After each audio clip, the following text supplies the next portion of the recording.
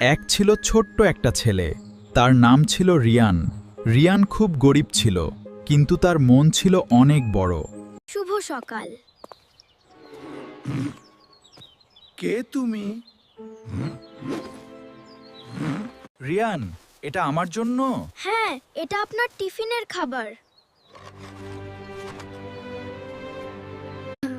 বুড়ো মানুষটা হেসে বলল, তুমি খুব ভালো ছেলে।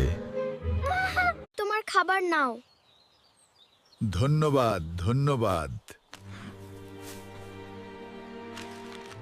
একদিন স্কুলে ঘোষণা হলো, যে ছাত্র সবচেয়ে দয়ালু কাজ করেছে তাকে পুরস্কার দেওয়া হবে।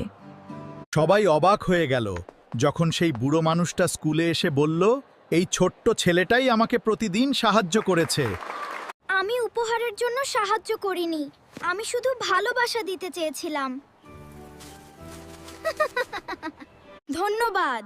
আমি তোমাদের রিয়ান, তোমাদেরই অংশ।